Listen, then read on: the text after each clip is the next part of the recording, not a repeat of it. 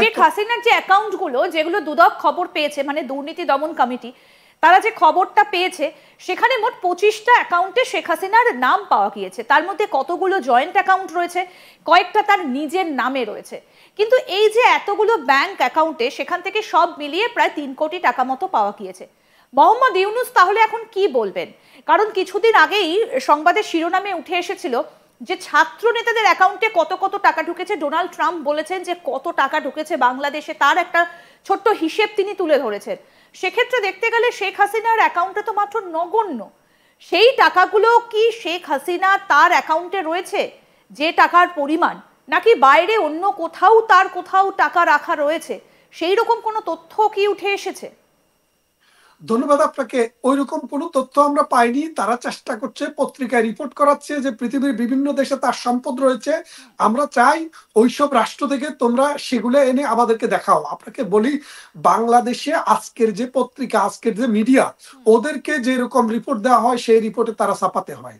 বাংলাদেশে 3জন সাংবাদিক, 2জন সাংবাদিক এবং একজন রাজনীতিবিদ, ফজলুর রহমান, মাসুদ কামাল এবং আরো একজন, নামটা ঠিক এই মুহূর্তে মনে আসছে না, তারা বিভিন্ন সময়ে মানে নিরপেক্ষ কথা বলেছে, যে সরকারের বিভিন্ন অনাচার, অত্যাচার, নির্যাতন, নিপীড়ন সম্পর্কে কথা বলেছে, যার জন্য এখন তারা বলছে তাদের জীবনে হুমকির সম্মুখীন। অর্থাৎ যারা নিরপেক্ষ কথা বলবে, মুক্তিযুদ্ধের সপক্ষে কথা বলবে, স্বাধীনতার সপক্ষে কথা বলবে, আঞ্চলিক শান্তির সপক্ষে কথা বলবে, মৌলবাদের বিরুদ্ধে কথা বলবে, তাদের অ্যাকাউন্টে কোটি কোটি টাকা আছে, তারা দুর্নীতি করেছে, এইরকম একটা জনরোষ মানে রব তুলে তাদের ক্যারেক্টার অ্যাসাসিনেশনের চেষ্টা করা হচ্ছে। এবং এটা হচ্ছে খুব স্বাভাবিক একটা ব্যবস্থা। এবং ডক্টর ইউনূস, আপনি জানেন রিসেন্টলি ডক্টর ইউনূস কি ড্রাগ নেন কিনা আমি জানি না, কারণ তিনি রিসেন্টলি গার্ডিয়ানে একটা পত্রিকায় কথা বলতে যায় বললেন যে বাংলাদেশ নাকি শেখ হাসিনা গাজার অবস্থা রেখে গেছে। আপনারা জানেন গাজা ছোট্ট একটি জায়গা, বাংলাদেশের যে ঢাকা শহর, এই ঢাকা শহরের 3 ভাগের 1 ভাগের চাইতে ছোট জায়গা হলো গাজা। গাজাতে 3 তলা পর্যন্ত কোনো বিল্ডিং নেই, সব বিল্ডিং ধূলিসাৎ হয়ে গেছে।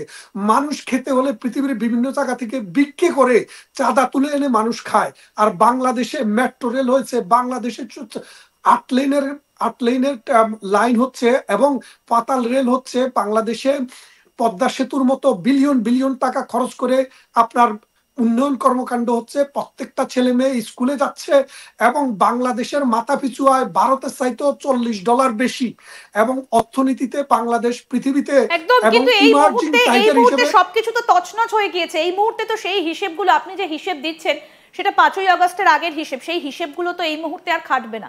আমি জানতে চাইবো তার অ্যাকাউন্টের এইসব টাকা নিয়ে কি শেখ হাসিনা বোন রেহানাকে তো সঙ্গে নিয়ে এসেছেন, তাহলে অ্যাকাউন্টে থাকা এইসব টাকা নিয়ে কি তিনি ভারতে এসেছেন? না না, উনি তো কিছুই নিয়ে যান নাই। এবং আপনাকে একটা জিনিস বলি, এখানে যে টাকার কথা বলা হয়েছে, প্রধানমন্ত্রী শেখ হাসিনার গত 5 বছরের যদি আপনি এই প্রতি বছর তো অ্যাকাউন্ট সাবমিট করা হয়, ওই সাবমিটেড অ্যাকাউন্ট যদি আপনি দেখেন, তাহলে আপনি দেখবেন এগুলা কিন্তু বৈধভাবে কিন্তু সরকারকে ট্যাক্স দিয়েই কিন্তু উনি ঘোষণা দিয়েছেন আগে। এবং আপনাকে বলি, সাম্প্রতিক একজন মন্ত্রী ছিলেন প্রধানমন্ত্রীর, শেখ হাসিনার সময়ে গতবারে মন্ত্রী ছিলেন, উনার নাম রেজাউল করিম। তো উনি একজন বাংলাদেশ সুপ্রিম কোর্টের আইনজীবী। তাকে নিয়েও একটি রিপোর্ট আমরা দেখেছি পত্রিকায়, বলেছি কি যে একজন মন্ত্রীর অ্যাকাউন্টে আপনার কত 3,36,00,000 টাকার লেনদেন হয়েছে। এখন পরবর্তীতে দেখা গেল এই 3,36,00,000 টাকার লেনদেন হয়েছে 40 বছরে। তিনি সুপ্রিম কোর্টের একজন আইনজীবী। অর্থাৎ মানুষকে দেখানো হচ্ছে এমন ভাবে যে 3,36,00,000 টাকা যেন একদিনেই অ্যাকাউন্টে এসে ঢুকেছে অবৈধ। মানে অর্থাৎ কি, এটা হচ্ছে একটা সেন্সেশন তৈরি করার জন্য ডক্টর ইউনূস দেখছে মানুষকে শান্তি দিতে পারছে না, শিক্ষা নাই, প্রগতি নাই, কোনো উন্নয়ন নাই, সমাজে মানুষ রেপ, মানে হত্যা, দর্শন, লুণ্ঠন, অগ্নিসংযোগ এবং মানে প্রতিপক্ষের বাড়িতে হামলা, এগুলা বাংলাদেশের নিত্য নৈমিত্তিক ব্যাপার। বাংলাদেশের মানুষ চারদিক থেকে ফুঁসে উঠেছে, যার কারণে ডক্টর ইউনূসের হাতে কোনো অপশন নাই। তাই ডক্টর ইউনূস বাধ্য হয়ে অথবা ডক্টর ইউনূস পারপাসিভলি এইসব কথাবার্তা বলে বাংলাদেশের মানুষের একটা সফট কর্নার আনার চেষ্টা করছে এবং দেখানোর চেষ্টা করছে যে শেখ হাসিনার সময়ে কোটি কোটি টাকা লোপাট হয়েছে। কিন্তু শেখ হাসিনার সময়ে, আপনাকে আরেকটা মজার কথা বলি, আমি আসবো স্যার আপনার কাছে, এই জায়গাটায় আসবো। এর পাশাপাশি আরো একটা গুরুত্বপূর্ণ বিষয় আমরা নজর রাখবো এবং আপনার কাছ থেকেও আমরা তথ্যগুলো নেব। যে এই মুহূর্তে তো ভারতে রয়েছেন শেখ হাসিনা, দিল্লিবাসী শেখ হাসিনা, তার 17টা অ্যাকাউন্ট, সেই 17টা অ্যাকাউন্টের হিসেব আপনাদেরকে যেমন দিচ্ছি, তেমনি তার পাশাপাশি তার ছেলে, তার অ্যাকাউন্টেই বা কত রয়েছে। প্রথম আলোর সম্পাদকীয়তে, প্রথম আলোর রিপোর্টে আমরা দেখলাম কি, প্রধানমন্ত্রীর 17টি ব্যাংক অ্যাকাউন্ট জব্দ করা হয়েছে। সেই 17টি অ্যাকাউন্টের মধ্যে টোটাল একটি ব্যাংকের মধ্যে পাওয়া গেছে 1,53,00,000 টাকা।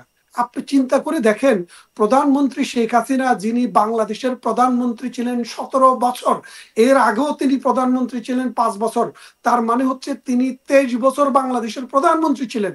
তিনি এমন একটি পরিবারে জন্মগ্রহণ করেছেন যে পরিবারটি বনেদি পরিবার, এবং 100 বিঘার উপরে তার ধানি জমি আছে বাংলাদেশে। তিনি টেলিভিশনে, বিভিন্ন নিউজ মিডিয়াতে সাক্ষাৎকার দিয়ে বলেছেন যে তার মাছ চাষ, তার ধান চাষ হইতে নানা রকমের খামার আছে বাংলাদেশে। কোথায়? গোপালগঞ্জে। যেই টাকাটি ভোগ করার মতো একমাত্র তার একটি বোন শেখ রেহানা, এবং তিনি ছাড়া পরিবারে আর কোনো সদস্য নেই। আপনারা জানেন শেখ হাসিনা ওয়াজেদ, তার এক ছেলে এক মেয়ে, তার ছেলে একজন বিজ্ঞানী, তার ছেলে একজন কম্পিউটার সায়েন্সের বিজ্ঞানী, এবং তার মেয়েটি ইউনাইটেড নেশনসের একটি অর্গানাইজেশনে কাজ করে। তাহলে আপনি বোঝেন তার যে এই টাকা কোথায় থাকে। প্রধানমন্ত্রী শেখ হাসিনার অ্যাকাউন্টে কোটি টাকাও, মানে 1000 কোটি টাকাও পাওয়া যায়নি, 500 কোটি টাকা পাওয়া যায়নি, 100 কোটি টাকা পাওয়া যায়নি, মাত্র 1,83,00,000 এক জায়গায়, সব মিলিয়ে নাকি 3 কোটি। এখন আপনি যদি এই 17টি অ্যাকাউন্টের বাকি অ্যাকাউন্ট গুলো দেখেন, ওই অ্যাকাউন্ট গুলোতে একটি অ্যাকাউন্টে আছে মাত্র 5 টাকা বাংলাদেশি টাকায়, লিটারালি 5 টাকা। আরেকটি অ্যাকাউন্টে আছে 150 টাকা। তাহলে আপনি বোঝেন শেখ হাসিনার পৈতৃক সূত্রে যে সম্পদ পাওনা, সেই সম্পদের অর্ধেকের মালিক কিন্তু শেখ রেহানাও। তার ঢাকাতে একাধিক বাড়ি রয়েছে, যে বাড়িগুলি ভাঙা হয়েছে 5 আগস্টের পর। আপনারা দেখেছেন তিনি বাড়ি ভাড়া পান, তিনি তার ফসলের উৎপাদনের অংশ পান, এবং তিনি তো তার পৈতৃক সূত্রে কিছু পেয়েছিলেন। স্যার, আরেকটা বিষয়, এই যে 17টা অ্যাকাউন্টের কথা আমরা আলোচনা করছি, শেখ হাসিনার এমন একটা অ্যাকাউন্ট রয়েছে যেখানে মাত্র 5 টাকা রয়েছে। একজন প্রধানমন্ত্রী, তিনি, তার অ্যাকাউন্টে মাত্র 5 টাকা। ধন্যবাদ আপনাকে। সে কথাটি আমি বলছিলাম, একটি অ্যাকাউন্টে 5 টাকা, আরেকটি অ্যাকাউন্টে 150 টাকা। আপনাকে বলি, হিস্ট্রিতে একটু পিছনের দিকে যদি যাই, বঙ্গবন্ধুকে যখন 1975 সালের 15 আগস্টে হত্যা করা হয়, তখন বলা হয়েছিল যে বঙ্গবন্ধু এবং বঙ্গবন্ধুর ছেলেরা ব্যাংক লুট করেছে, বাংলাদেশ ডাকাতি করেছে, ব্যাংকের সব টাকা নিয়ে গেছে। পরবর্তীতে জিয়াউর রহমানে কমিশন করে বঙ্গবন্ধুর সমস্ত ব্যাংক অ্যাকাউন্ট একসাথে করা হওয়ার পরে দেখা গেল বঙ্গবন্ধু টোটাল অ্যাকাউন্টে যে পরিমাণ টাকা পাওয়া গেছে, সে পরিমাণ টাকার অ্যামাউন্ট হচ্ছে মাত্র বাংলাদেশি টাকায় 9,550 টাকা। তাহলে আপনি চিন্তা করে দেখেন, এটা নতুন ইতিহাস।